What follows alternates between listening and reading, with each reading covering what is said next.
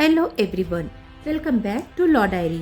Guys, आज के इस वीडियो में हम बात करने वाले हैं प्ली बार्गेनिंग के बारे में। जी हाँ दोस्तों, क्या प्रोसीजर है प्ली बार्गेनिंग की, क्या क्या शर्तें होती हैं इसकी एप्लीकेशन के लिए, कितनी सज़ा मिलती है और किन अपराधों में प्ली बार्गेनिंग का आवेदन दे सकते हैं, ये सभी डाउट आज के इस वीडियो में हम क्लियर करने वाले हैं। तो वीडियो को एंड तक ज़रूर देखिएगा। तो बढ़ते हैं वीडियो की ओर। अपराध की बात करें तो अपराध दो तरह के होते हैं, कंपाउंडेबल ऑफेंस और non compoundable offence. Compoundable offence वो ऑफेंस होते हैं जो कि सीधे तौर पर शिकायतकर्ता से समझौता करके कोर्ट में खत्म किए जा सकते हैं। इनमें कोई सजा या जुर्माना नहीं लगता। और नॉन कंपाउंडेबल ऑफेंस वो होते हैं जो कि कोर्ट में समझौता से खत्म नहीं हो सकते। उन केसेस में ही प्ली बार्गेनिंग का आवेदन होता है। लेकिन यहाँ एक बात आपको गौर से समझनी होगी कि कंपाउंडेबल ऑफेंस में हम कितनी बार भी समझौता कर सकते हैं, लेकिन प्ली बार्गेनिंग में ये मौका जीवन में सिर्फ एक बार ही मिलता है। तो ये फैसला हमें बड़ा सोच समझ कर लेना होता है। तो अब बात करते हैं इंट्रोडक्शन के बारे में। गाइस, 2006 में एक अमेंडमेंट के तहत सीआरपीसी में सेक्शन 265A से लेकर सेक्शन 265L को नए रूप से जोड़ा गया और प्ली बार्गेनिंग का विवरण किया गया।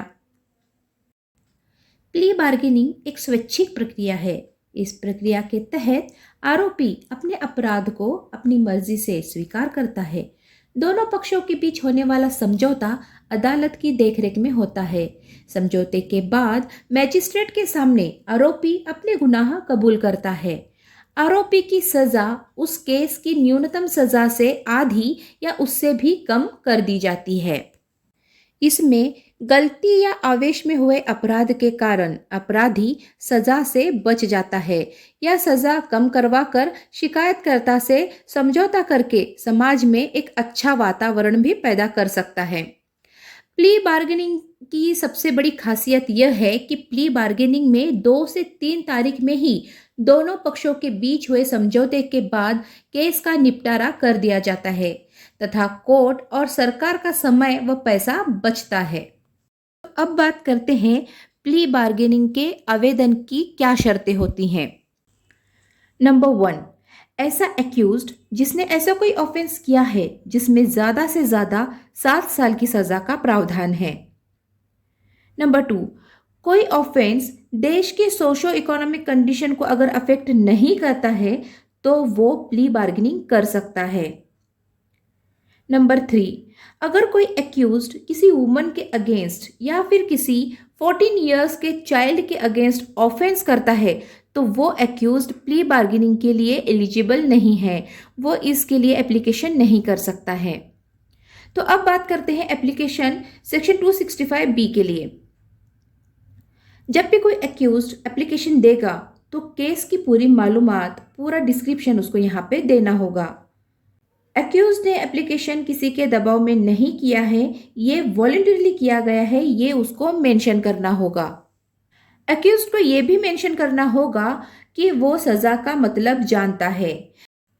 अक्यूज्ड को ये भी यहाँ मेंशन करना होगा कि उसने ये ऑफेंस पे पहले कभी भी सज़ा उसको नहीं हुई है, ये भी उसको यहाँ पे डिक्लेरेशन देना होगा। He has also declare that he is not previous convict for the same offence. जैसे ही एप्लीकेशन और एफिडेविट आएगा एक्यूज्ड का तो कोर्ट नोटिस इश्यू करेगा पब्लिक प्रोसिक्यूटर को, एक्यूज्ड को और कंप्लेनेंट को, और उनसे कहेगा कि आपके लिए एक पर्टिकुलर डेट को फिक्स किया गया है और आपको उसमें हाजिर रहना है। जब कभी भी एप्लीकेशन आएगी कोर्ट के पास तो कोर्ट एक्यूज्ड को अकेले में एग्जामिन करेगा, उसको सुनेगा और उसको इन कैमरा एग्जामिन करेगा, ये देखने के लिए कि जो एक्यूज्ड ने एप्लीकेशन दिया है उसके लिए वो एलिजिबल है या नहीं। एक्यूज्ड को एग्जामिन करने के बाद वो वॉलंटरीली नहीं है या फिर सेम ऑफेंस में अगर पहले भी एक्यूज्ड को सज़ा हो चुकी है तो कोर्ट उस एप्लीकेशन को रिजेक्ट करेगा और एक्यूज्ड को रेगुलर ट्रायल के लिए भेजा जाएगा। अब बात करते हैं section 256C guideline for mutual satisfactory disposition. अगर केस पुलिस रिपोर्ट पे इंस्टीट्यूट होती है तो कोर्ट में चार्जशीट फाइल होती है, तो क्या प्रोविजन है अब वो देखते हैं। जैसे ही प्ली बार्गेनिंग का एप्लीकेशन आएगा और अगर वो केस पुलिस रिपोर्ट पे कॉग्निजेंस लिया होगा तो कोर्ट नोटिस भेजेगा इन्वेस्टिगेटिंग ऑफिसर को, पब्लिक प्रोसिक्यूटर को, एक्यूज्ड को, विक्टिम को, ताकि एक प्रॉपर सेटिस्फैक्टरी डिस्पोजिशन हो। इसलिए ये नोटिस उनको भेजा जाएगा ताकि एक प्रॉपर कंक्लूजन पे आ सके। जब भी किसी कंप्लेंट में कोर्ट कॉग्निजेंस लेता है तो कोर्ट एक्यूज्ड को और विक्टिम को नोटिस इश्यू करेगा फॉर द सेटिस्फैक्टरी डिस्पोजिशन के लिए, और अगर विक्टिम और एक्यूज्ड चाहते हैं तो उनके एडवोकेट्स को भी ये नोटिस जारी किया जाता है। ये दोनों केसेस में कोर्ट ये भी इंश्योर करेगा कि ये जो भी कंक्लूजन है वो वॉलंटरीली है या नहीं है। तो अब बात करते हैं section 265D, report of the mutually satisfactory disposition to be submitted before the court। जैसे कि हमने देखा सेक्शन 265C में कि एक मीटिंग अरेंज होगी सेटिस्फैक्टरी डिस्पोजिशन के लिए, और अगर सेटिस्फैक्टरी डिस्पोजिशन हो जाता है तो कोर्ट एक रिपोर्ट प्रिपेयर करेगा और उस रिपोर्ट को प्रिसाइडिंग ऑफिसर्स और जितने भी लोगों ने पार्टिसिपेट किया था उस मीटिंग में, उस रिपोर्ट पे उन सबकी साइन उनको लेनी होगी। और अगर प्रॉपर कंक्लूजन नहीं निकलता, सेटिस्फैक्टरी डिस्पोजिशन नहीं होता, तो जो एप्लीकेशन हुई थी 265B के तहत वही मैटर, वही केस फिर से कंटिन्यू किया जाएगा एक नॉर्मल कोर्ट में।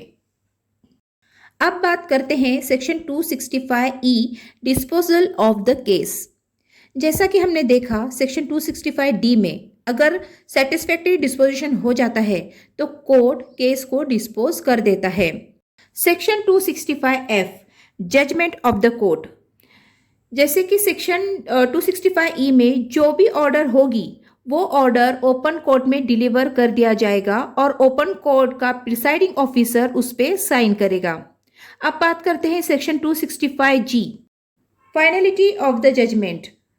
जो भी जजमेंट कोर्ट डिलीवर करेगा वो फाइनल होगा, इसमें कोई अपील नहीं होगी।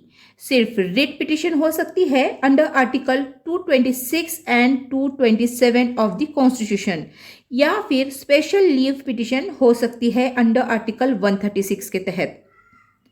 अब बात करते हैं section 265H, power of the court in plea bargaining. जो कोर्ट प्ली बार्गेनिंग का केस डील कर रहा है उसको सभी तरह के पावर्स दिए जाते हैं, जैसे कि बेल से रिलेटेड हो या फिर कोई भी ऑफेंसेस को डिस्पोज करने का अधिकार। अब बात करते हैं section 265I, period of detention undergone by the accused to be set off against the sentence of imprisonment. अगर कोर्ट ने 1 साल की सजा सुनाई है एक्यूज्ड को और वो एक्यूज्ड ने ऑलरेडी 3 महीने की सजा काटी है तो वो 3 महीने डिडक्ट किए जाएंगे और एक्यूज्ड को सिर्फ 9 महीने की ही सजा होगी सेक्शन 428 के अकॉर्डिंग। अब बात करते हैं सेक्शन 265J, सेविंग्स।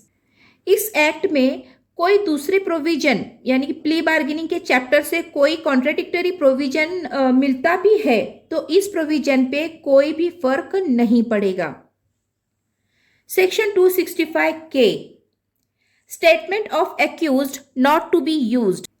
जो कुछ भी फैक्ट मेंशन करेगा एक्यूज्ड इस एप्लीकेशन में तो वो फैक्ट को सिर्फ इसी चैप्टर में यूज किया जाएगा, उसके अगेंस्ट में दूसरे प्रोविजन में वो फैक्ट नहीं यूज किया जा सकता है। Section 265L, non application of the chapter.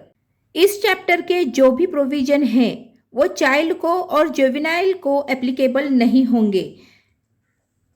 जो कुछ भी डिफाइन किए गए हैं क्लॉज के of section 2 of the juvenile justice care and protection of children act 2000 के तहत जो भी प्रोविजन क्लॉज इसमें मेंशन किए गए हैं वो चाइल्ड और जुवेनाइल के लिए एप्लीकेबल नहीं होंगे। तो ये था आज का टॉपिक। आई होप आपको ये प्ली बार्गेनिंग का पूरा कॉन्सेप्ट क्लियर हो गया होगा। ऐसे ही नॉलेजेबल और इन्फॉर्मेटिव वीडियोस हम आपके लिए इस चैनल पे लाते रहते हैं। अगर ये वीडियो आपको अच्छा लगा है तो इसको लाइक ज़रूर कीजिए, इसको शेयर कीजिएगा और चैनल को सब्सक्राइब भी ज़रूर कीजिएगा। मिलते हैं अगली नई वीडियो में, तब तक के लिए धन्यवाद।